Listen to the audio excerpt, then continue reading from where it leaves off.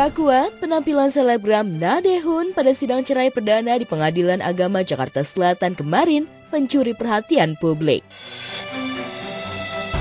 Tubuhnya lebih kurus dengan wajah yang tak terlalu fresh. Netizen pun ramai-ramai berempati. Sudah diselingkuhi istri, ngurus 3 anak yang masih kecil-kecil, dan sekarang berhadapan dengan proses cerainya. Dae-hoon memilih bungkam. Sidang pun ditunda lantaran pihak tergugat Julia Prastini alias Jule tak hadir. Tapi mirisnya tersebar foto diduga kuat Jule dan Safri Ramadan tengah berada di Malaysia. Agendanya kami sebagai pemohon Mbak Dae-hoon itu mediasi ya. Namun sebagai termohon Ibu J tidak hadir, sidang ditunda 2 Desember. Pemanggilan para pihak jika termohon hadir akan menjalani mediasi.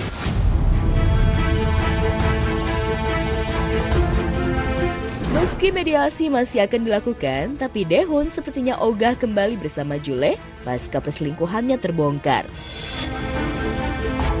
Lewat pengacaranya, Dae-hoon mengaku bahwa pertemuan dengan Jule hanya dilakukan 1 kali, sekedar memastikan gugat cerai yang ia layangkan. Hanya pertemuan mau mengajukan permohonan cerai talak hanya aja. Yang jelas karena ada permasalahan rumah tangga yang tidak bisa dapat ditolerir lagi, sehingga klien kami mengajukan permohonan cerai talak.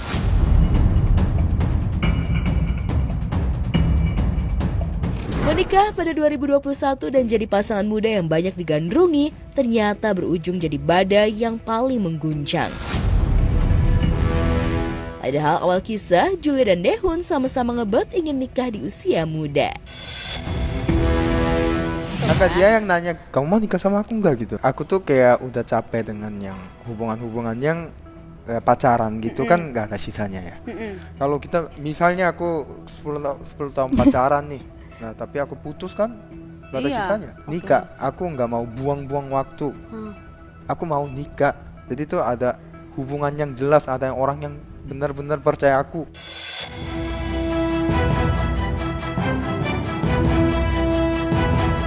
Fokus Dae-hoon sepertinya harus bergeser, bukan lagi tentang keluarga yang telah runtuh, tapi tentang anak-anaknya. Pria asal Korea Selatan ini yang berharap agar anak-anak tetap tumbuh meski keluarga tak lagi utuh. Lantas, bagaimana hari-hari tanpa Jule? Dae-hoon menjalankan peran ganda untuk anak-anak. Adakah rasa bersalah yang ia rasakan ketika mengurus dan mendidik anak-anaknya itu?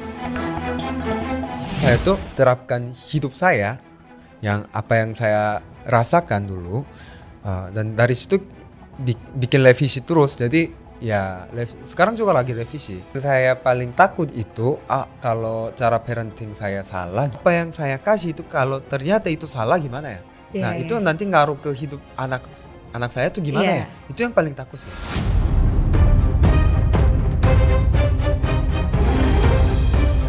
Berupaya jadi sosok ayah dan tak ingin melewati momen yang tak bisa terulang dengan anak-anaknya, Dae-hoon juga punya cara untuk pendekatan dengan anak-anaknya, terutama anak laki-lakinya.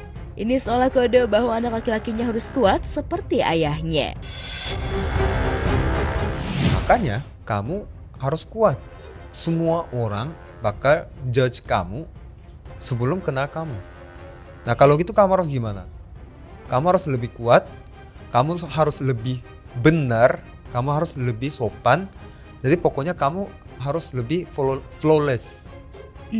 Jangan bikin kesalahan. Saya ajarin ke Juno juga sebenarnya kadang bilang, Juno cowok itu harus lebih kuat. Kamu anak pertama.